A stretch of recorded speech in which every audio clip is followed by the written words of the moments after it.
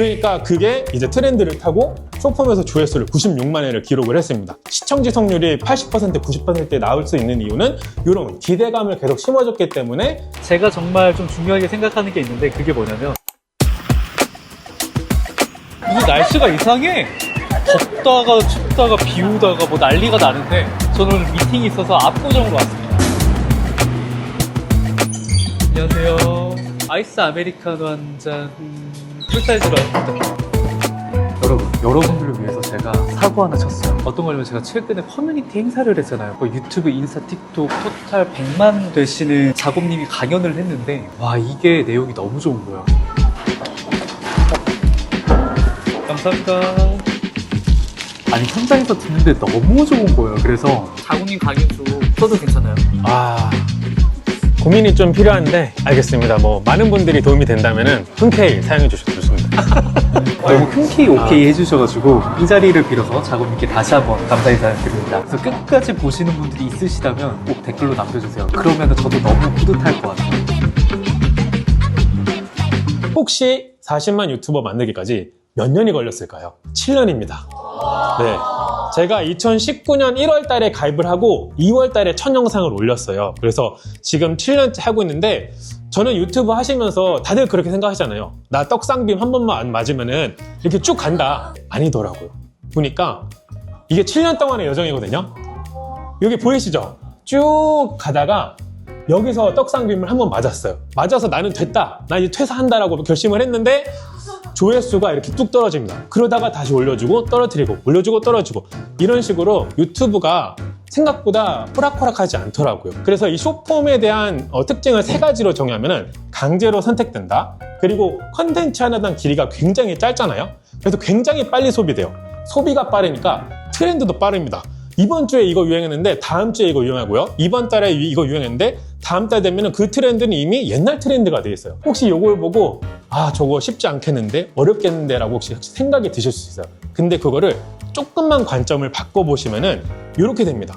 강제로 선택되는 거는, 야, 나 홈 화면에도 안 써도 돼? 그냥 내 거 자동으로 선택되는데 개꿀인데? 그리고 두 번째는 빠르게 소비되는 거는 실패 부담이 없어요. 이번 영상 뭐 조회수 100 나왔어요. 상관없어요. 다음 영상, 다다음 영상에서 더 잘하면 돼요. 그러면은 조회수 3천, 4천, 3만, 4만, 40만, 50만 나올 수 있는 게 또 숏폼이고, 트렌드가 매우 빠르잖아요.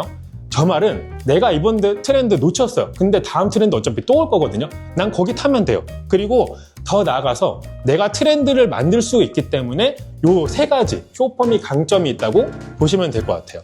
그럼 이 3가지에서 가장 중요한 건 뭐냐? 아까 이제 커밍손님이 가장 중요하셨던 나만의 메시지를 만드는 것을 저는 굉장히 중요하게 생각을 하고 있는데, 그 이유를 말씀을 드릴게요. 여기 보시면은 이제 푸드 채널 이제 4개가 있는데, 아마 여러분도 아시는 채널이 있을 거예요. 제가 정말 좋아하고 자주 보는 채널인데, 이거 뭐 채널 설명 안 해도 어떤 채널인지 여러분 아시겠죠? 뭐 고기 좋아하는 사람, 짬뽕 좋아하는 사람, 회 좋아하는 사람, 떡볶이 좋아하는 사람.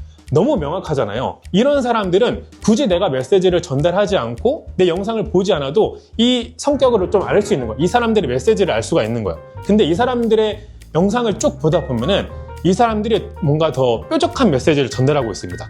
육식맨님은, 야, 너 이거 좀 어렵지? 100% 성공할 수 있는 내가 레시피를 알려줄게.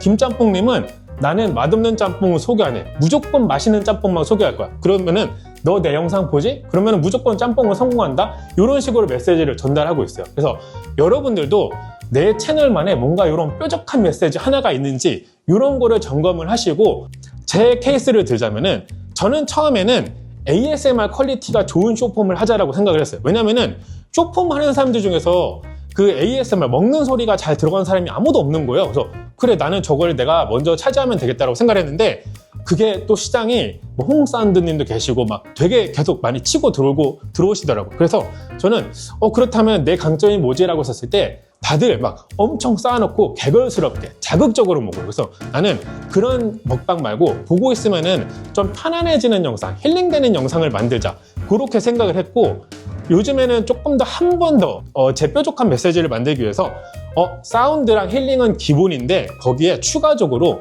나는 사람들이 알지 못하는 음식 조합이라든지 소스 조합을 알려줘서 내 채널만의 뭔가 명확한 강점을 만들자, 이런 식으로 제 메시지를 만들고 있습니다. 그래서 이런 메시지를 만드실 때 여러분들이 좀 참고하시면 좋은 게 이 2가지이거든요. 내 채널 타겟, 내 채널이 어떤 사람들을 핵심적으로 타겟을 잡고 있느냐? 그리고 두 번째로는 그럼 내 타겟이 뭐 10대, 20대인데 그 사람들한테 나는 어떻게 기억되고 싶은가? 그거를 여러분 채널에 페르소나로 만드시면 돼요. 컨텐츠를 만드실 때 이런 페르소나를 명확하게 해놓으시잖아요. 그러면은 너무너무 편해요. 저는 컨텐츠를 기획을 할 때 자막을 쓸 때 썸네일을 설정할 때 이정호가 아니라 자곰이라면 어떻게 할까? 자곰이라면 이 상황에서 어떻게 먹을까? 자곰이라면은 이 상황에서 어떤 표정을 지을까? 이런 걸 많이 생각을 하거든요. 그래서 여러분들이 여러분의 메시지를 정하고 그걸 기반으로 페르소나를 만드시면은 아마 컨텐츠 만드시는데 훨씬 더 수월하게 만드실 수가 있을 겁니다. 그래서 저는 이런 식으로 뭐 프로필 이미지라든지 채널명이라든지 그리고 내부적으로도 제 메시지와 페르소나를 계속 활용을 하고 있고요. 그리고 두 번째는 이제 끊임없이 궁금증과 기대감을 조성을 하는 건데 조금 잘하는 분들 쳐보면은 초반 3초가 중요하다, 조회율이 중요하다 하잖아요. 근데 조회율이 아무리 중요해도 이게 3초 묶어놓고 4초 못 묶어놓고 5초 못 묶으면은 사실 그게 소용이 없다고 보거든요. 그래서 저는 쇼폼도 용폼처럼 무조건 오래 길게 100%를 넘어서 120%, 150% 보는 게 저는 중요하다고 생각하기 때문에 거기에 있어서 저는 이런 궁금증, 기대감 어필하는 장치를 많이 좀 심어두려고 합니다. 그래서 저는 컨텐츠를 기획할 때 일단 소재를 좀 특별한 걸 해요. 내 타겟이 좋아할 만한 거. 내가 먹방을 하는데 사람들 죽순 먹방하는 거 궁금할 것 같은데? 궁금하잖아요. 죽순을 먹으면 도대체 어떤 맛인지 어떤 소리가 나는지. 근데 죽순을 치즈에도 찍어 먹고 뭐 불닭에도 찍어 먹고 다양한 소스에 찍어 먹는 거예요. 그러면은 이 사람들은 초반만 보는 게 아니라 계속 궁금하게 끝까지 보게 만드는 거죠. 그래서 저는 화면 전환이 빠르지 않고 차분한 먹방임에도 불구하고 시청 지속률이 80%, 90%에 나올 수 있는 이유는 이런 기대감을 계속 심어줬기 때문에 그렇게 나올 수 있다고 생각을 해요. 근데 이게 먹방뿐만 아니라 정보라든지 레시피라든지 아니면 상황극이라든지 계속 사람들이 이 다음 화면 계속 잡아둘 수 있는 그런 장치들을 마련하시잖아요. 그러면은 여러분들이 쇼폼이라도 시청 지속 시간을 굉장히 길게 가져가실 수 있다고 생각을 합니다. 그리고 이제 주제 설정하는 거가 있는데 가끔 강연이나 컨설팅을 가면은 그런 질문들을 정말 많이 하세요. 내가 좋아하는 걸 해야 될까요? 내가 잘하는 걸 해야 될까요? 사실 저는 이거는 반은 맞고 반은 틀린 답이라고 해요. 왜냐면은 생각보다 사람들이 내가 좋아하는 거에 관심이 없고 내가 생각하는 사람들의 관심사는 사람들이 싫어할 수가 있거든요. 그래서 여러분들이 주제를 설정하실 때는 내가 좋아하는 거 플러스 사람들의 관심사를 중간 영역을 여러분들이 조금 체크를 하시는 게 저는 좋다고 생각을 해요. 제가 극단적인 예를 하나 들어드리자면은 저는 자동차 자가정비를 잘한다고 생각을 해볼게요. 자동차 자가정비를 좋아해서 정비소로 안 가고 엔지니어리고 뭐 워셔이고 내가 다 직접 갈아요. 근데 사람들은 그거에 관심이 없어. 사람들은 오로지 자동차를 어떻게 하면 싸게 살 수 있는지 이거에만 관심이 있는 거예요. 그러면은 이 두 가지를 한번 엮어보자고요. 그럼 엮어보면은 A 자동차랑 B 자동차가 있는데요. B 자동차는 A 자동차보다 500만 원이 비싸요. 근데 B 자동차를 사셔서 제가 알려드린 대로 자가정비를 하잖아요. 그럼 1년에 700만 원을 아끼실 수가 있습니다.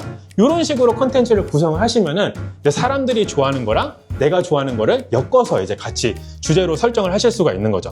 그래서 제가 이런 식으로 컨텐츠를 짤 때 많이 합니다. 여기다가 음식을 쫙 넣어놓고요. 여기다가 소스류를 쫙 넣어놓습니다. 그래서 교차 편집을 엄청 많이 하는 거예요. 교차 편집을 많이 해서 이렇게 하면 사람들이 좋아할 것 같은데 이렇게 하면 사람들이 조금 흥미를 가질 것 같은데 이렇게 하는 거죠. 이것도 나는 지금 달리기밖에 할 줄 아는 게 없어. 근데 사람들은 월급의 수입이 되게 관심이 많더라고. 그러면은 그걸 엮어가지고 여러분들이 콘텐츠로도 만들 수가 있는 거죠. 여러분들 경험뿐만 아니라 요즘 사람들의 관심사와 트렌드도 같이 생각을 하시면은 훨씬 더 효과적인 주제 선정이 될 수가 있다. 이 부분을 말씀을 드립니다. 그렇다면은 트렌드 체크, 요즘 사람들이 좋아하는 거 어디서 찾나요? 라고 했었을 때 뭐 10명 중에 9명은 추천 영상이 많이 가요. 요즘 유행하는 거.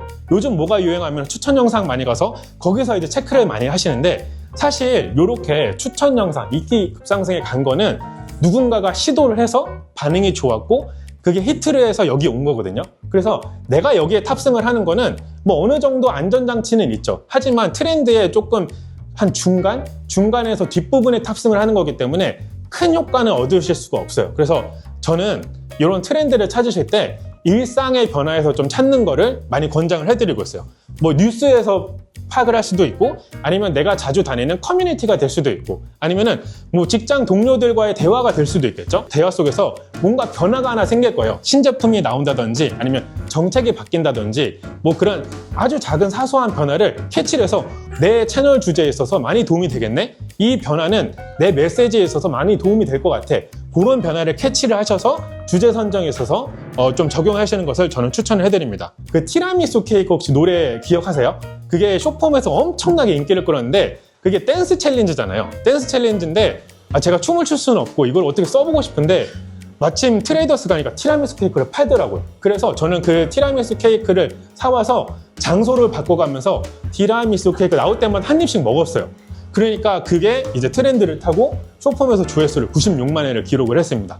이런 식으로 드라마도 될 수도 있고, 저도 이제 드라마에서 뭔가 유행을 하면은 오징어 게임이 유행을 했다? 그러면 오징어 게임의 주인공들이 거기서 안에서 뭘 먹었지? 하면서 그걸 가져와서 사용을 하거든요. 그런 것처럼 뭐 드라마든 영화든 생활 속 변화든 신제품 출시든 그런 것도 편견 없이 이런 트렌드를 한번 체크하셔서 여러분들 컨텐츠에 적용하시는 것을 저는 추천해드립니다. 제가 유튜브를 하면서 가장 중요하다고 생각하는 한 가지가 하나 있습니다. 지속성입니다. 지속성. 자, 여기서 제가 만약에 새로운 시도를 하지 않았다면은 당연히 채널을 포기하고 운영을 안 했겠죠. 그리고 여기서 더 큰 떡락을 맞았을 때 이때 유튜브를 포기했었다면은 전 아직도 회사를 다니고 이 자리에 서지 못했을 거예요. 유튜브 할 때는 지속성이 제일 중요하다고 저는 강조를 말씀을 항상 어떤 컨설팅이나 강연이나 크리에이터 모임에서 항상 강조를 많이 하는데 그냥 열심히 하라고 할 수는 없잖아요. 그래서 여러분들이 어떻게 열심히 할 수 있는지 팁을 간단하게 알려드릴게요.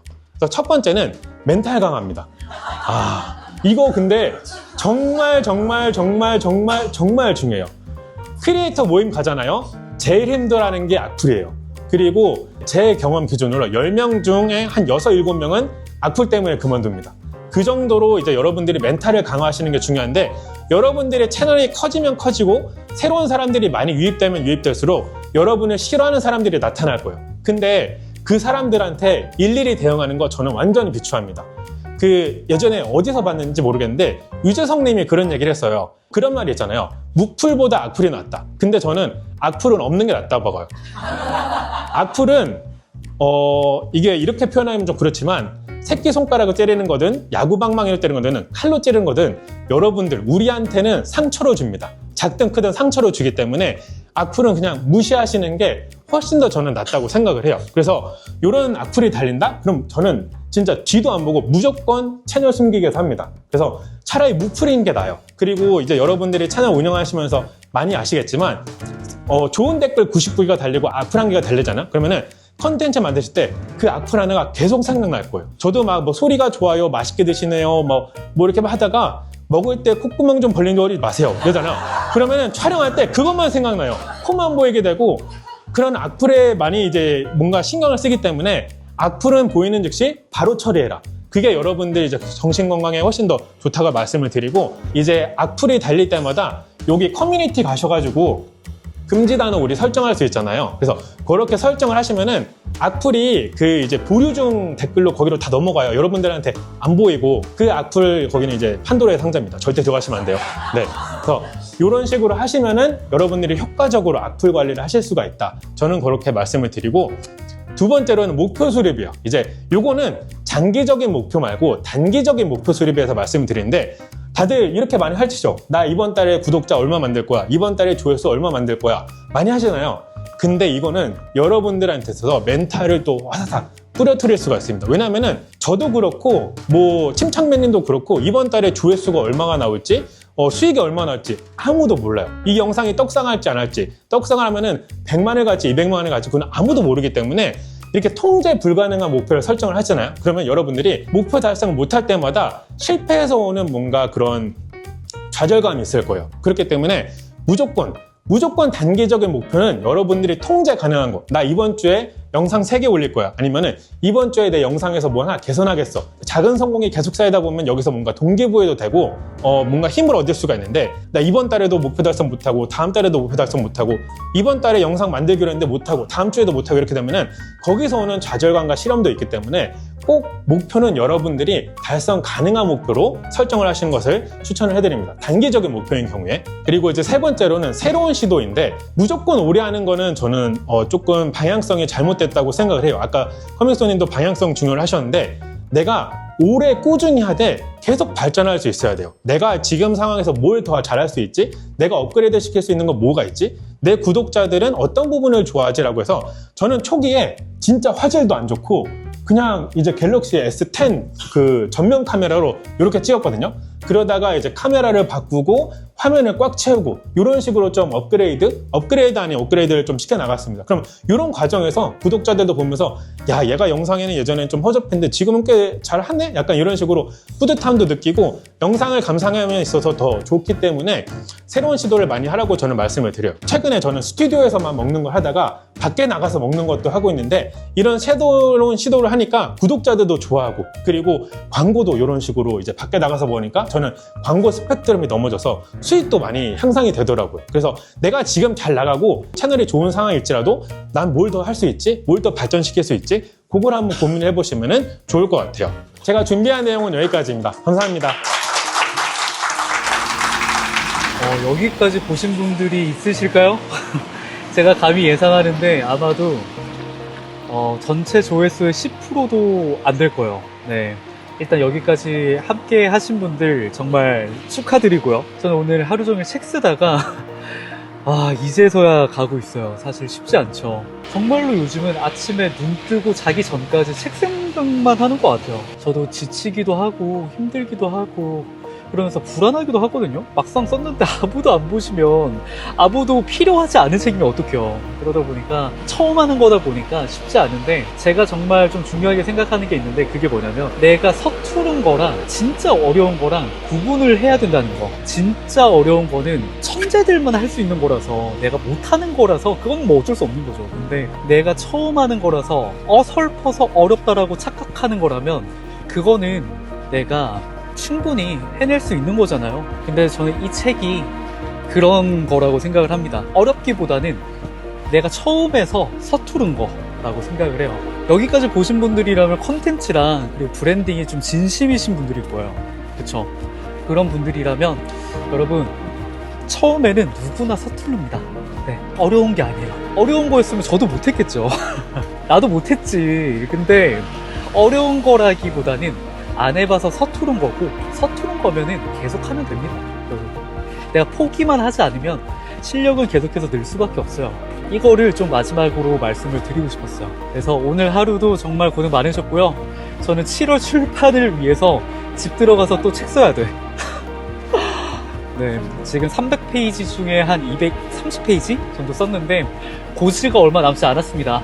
편집장님한테 많이 지적도 받으면서 정말 좋은 책 만들기 위해서 노력하고 있으니까 여러분 더 기대해 주시고요. 응원 부탁드립니다. 저 역시도 계속해서 나아갈 거고요. 같이 한번 가보시죠 여러분. 그렇게 되면 결국 내가 주인공이 되는 시간이 커밍순 하게 되지 않을까요?